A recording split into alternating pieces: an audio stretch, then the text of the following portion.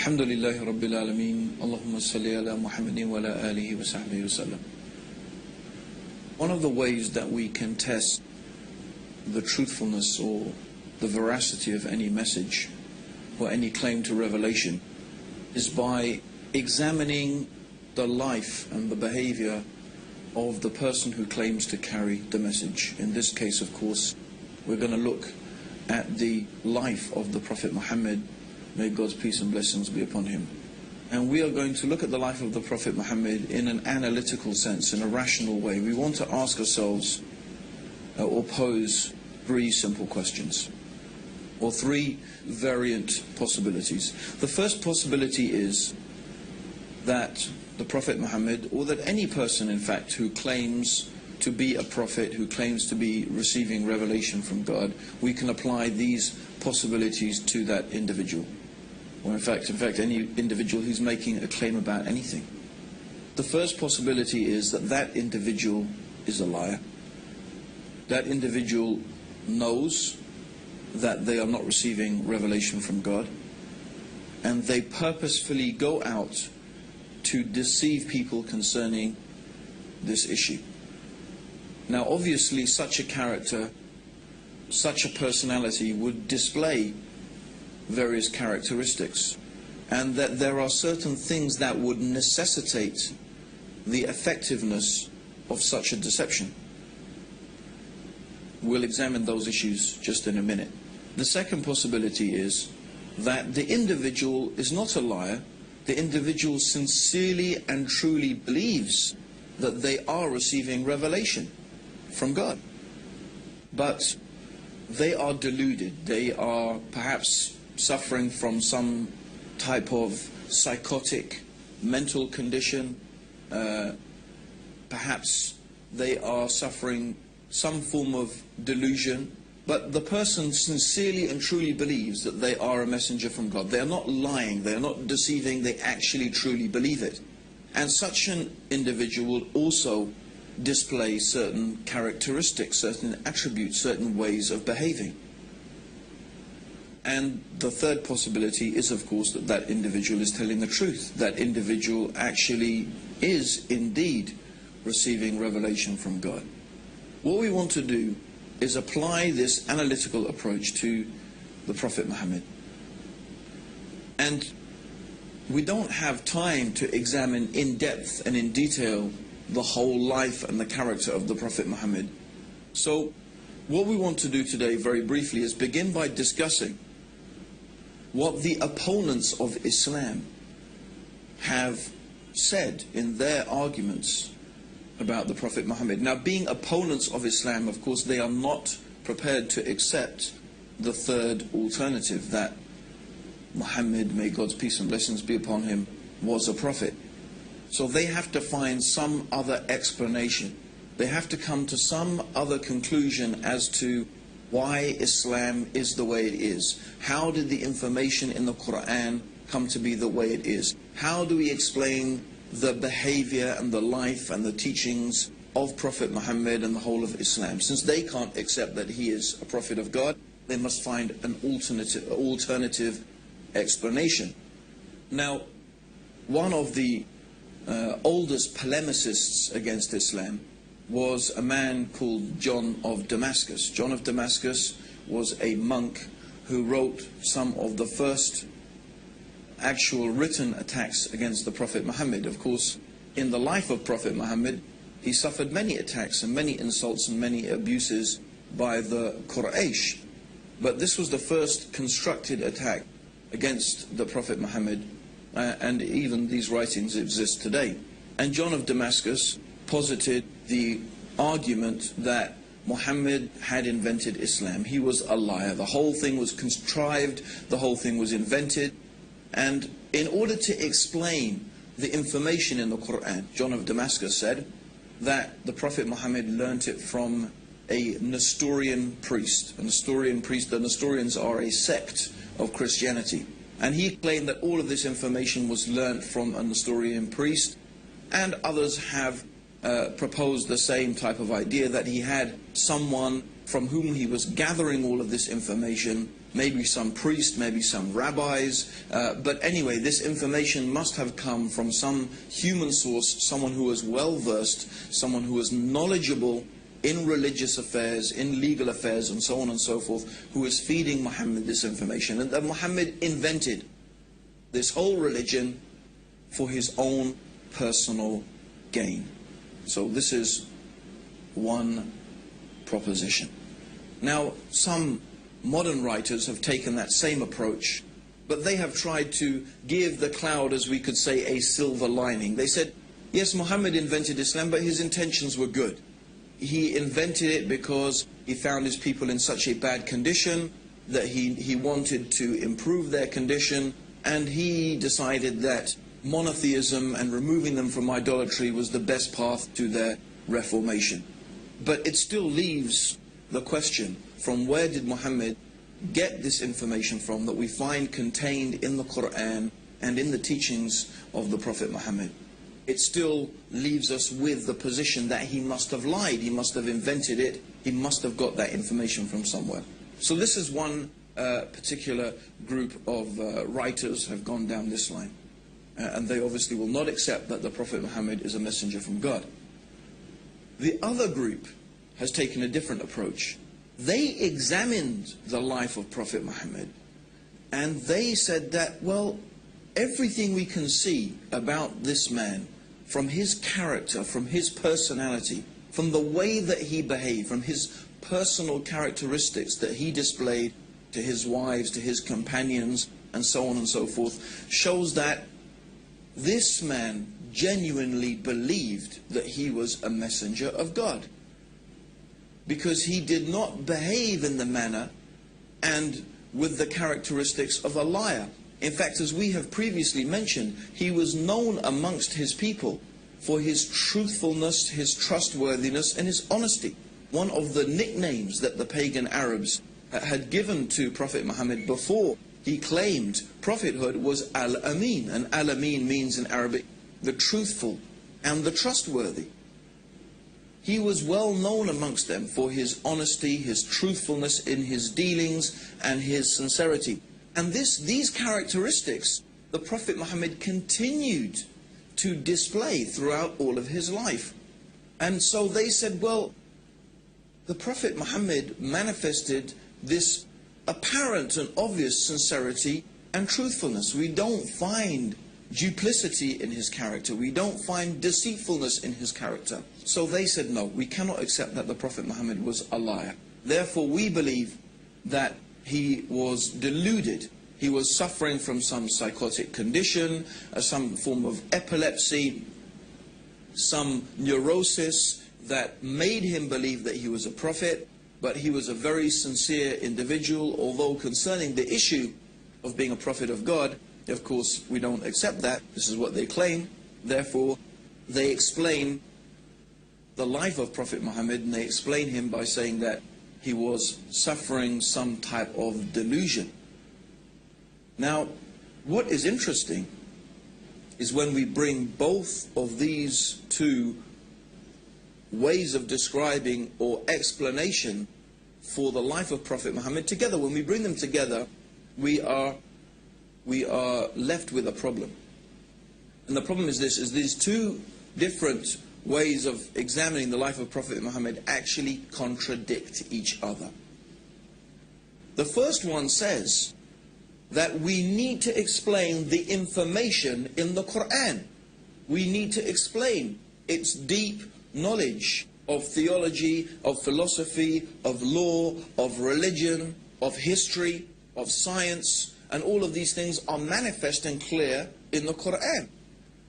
Where did this knowledge and information come from? These people say, well, the Prophet Muhammad must have learnt it from someone.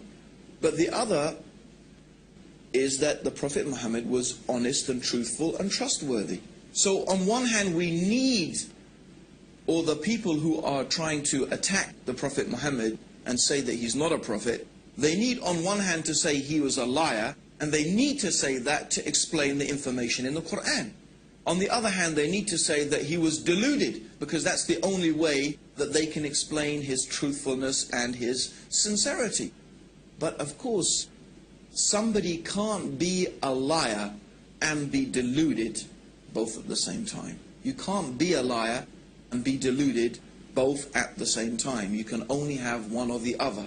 But they need both in order to completely and properly explain the life of Prophet Muhammad. Let's further explain that.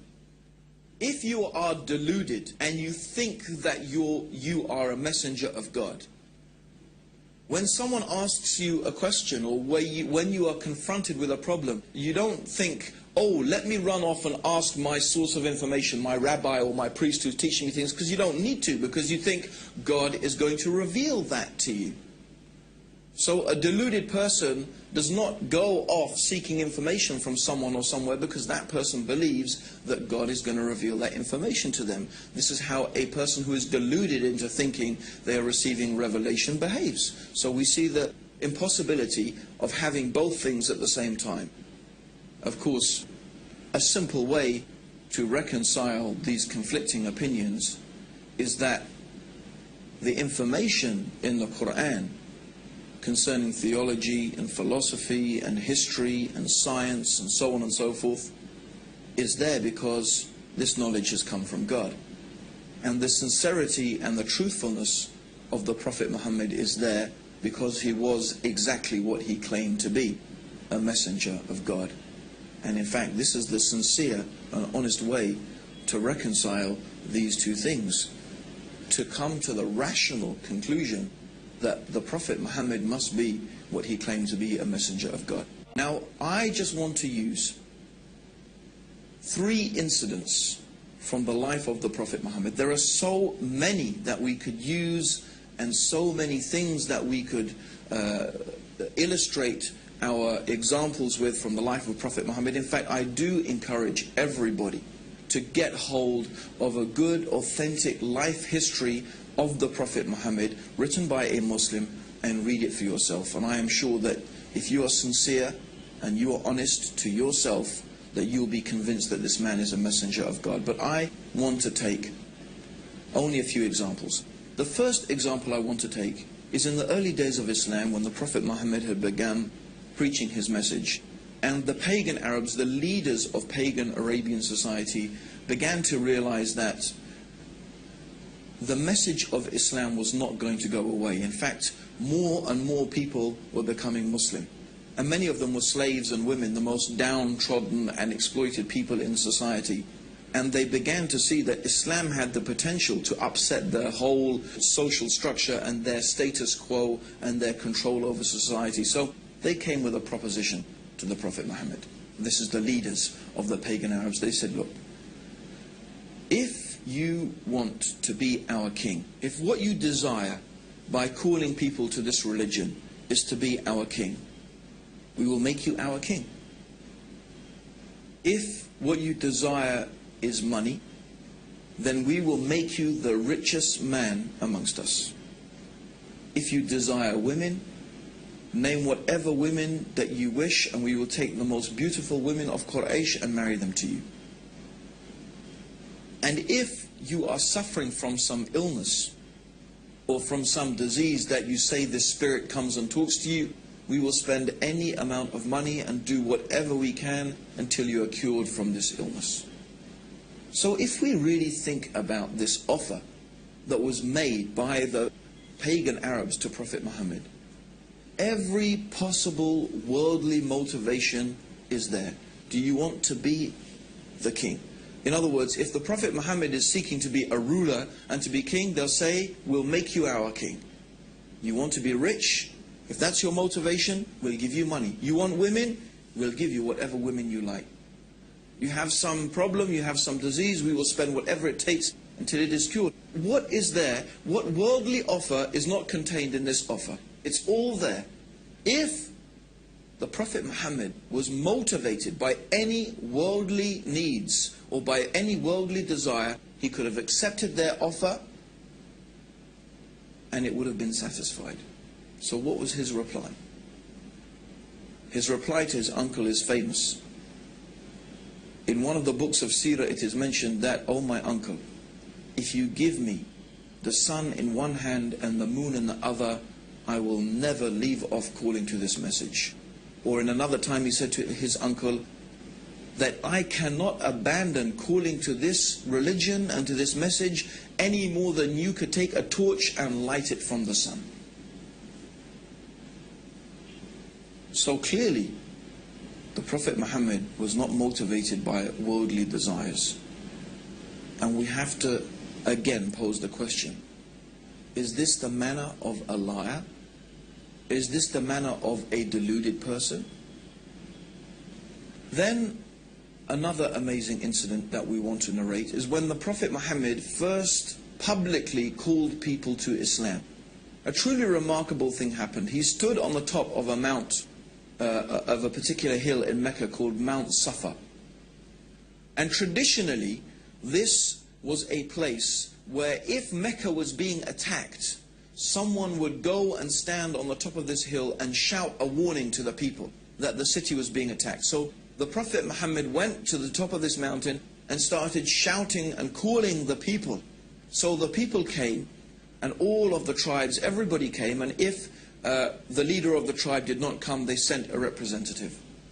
And so when the people were gathered in front of him, the Prophet Muhammad started calling the various tribes of Mecca by name. Oh, tribe of such and such, oh, tribe of this and that, calling the different tribes. And then he said, I have come to warn you of a terrible punishment from your Lord. I have come to warn you of a terrible punishment from your Lord. When one of the uncles of Prophet Muhammad heard this, his name was Abu Lahab, he started insulting the Prophet. He started cursing the Prophet Muhammad. May your face be rubbed in the dust. Is this what you wasted our time for, Muhammad? For this? You wasted our time for this? We could have been earning money in the marketplace and you wasted our time for this?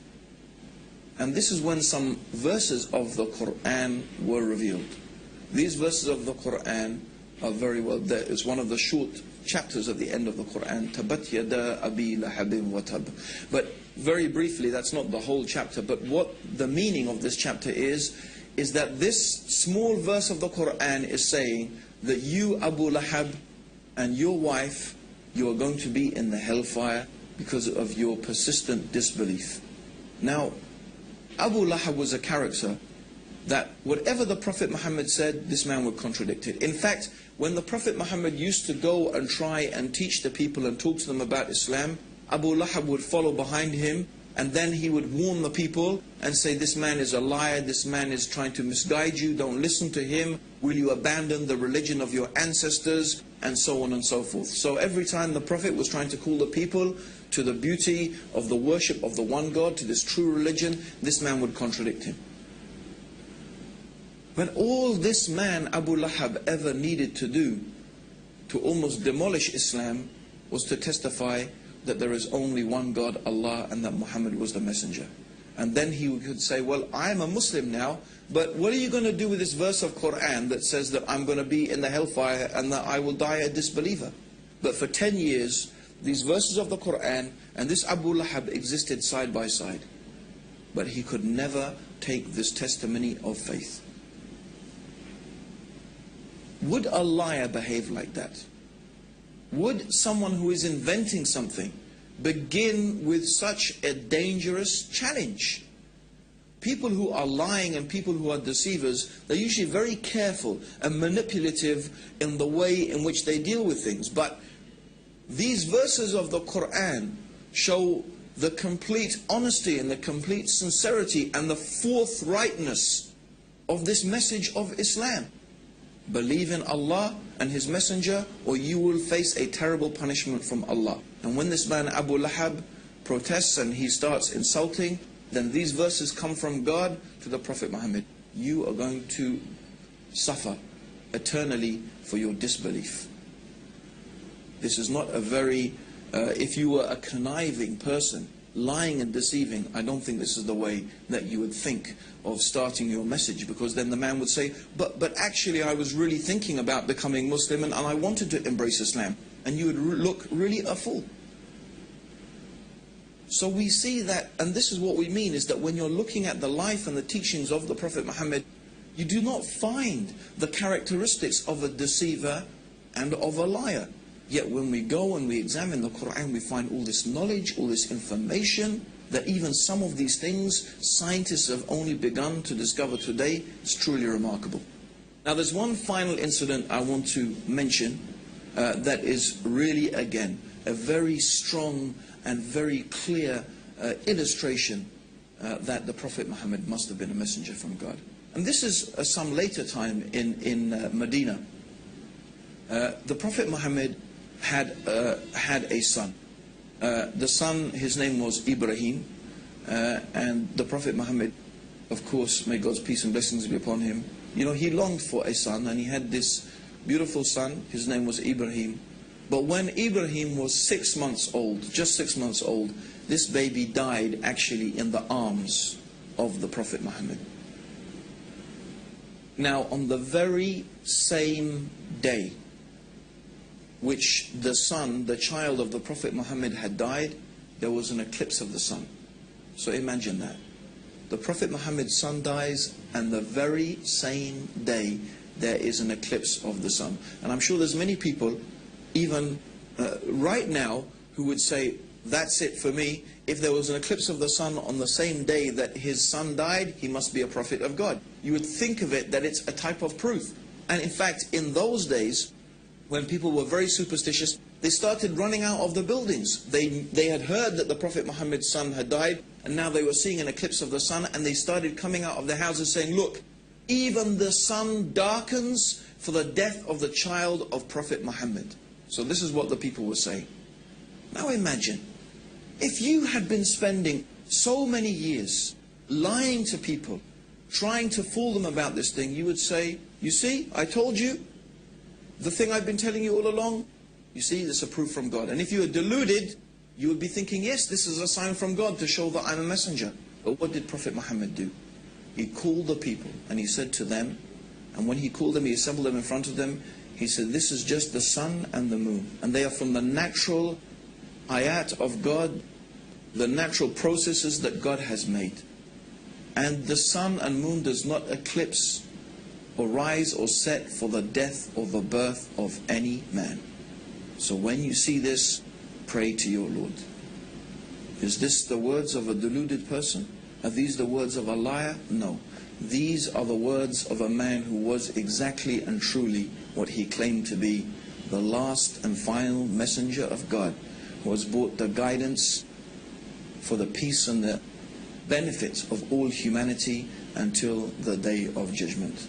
And this is what we invite you to, based upon your reason and your understanding, that you can think and examine and look, read the Quran, study the life of the Prophet Muhammad, be sincere and be honest, and we feel sure that you will be convinced that there is indeed nothing worthy of worship except the one God, the Creator, Allah, and that Muhammad, may Allah's peace and blessings be upon him, is the last and final messenger from Allah. May God's peace and blessings be upon you all, and may God guide all of us closer to the truth. Assalamu alaikum wa rahmatullahi wa barakatuh.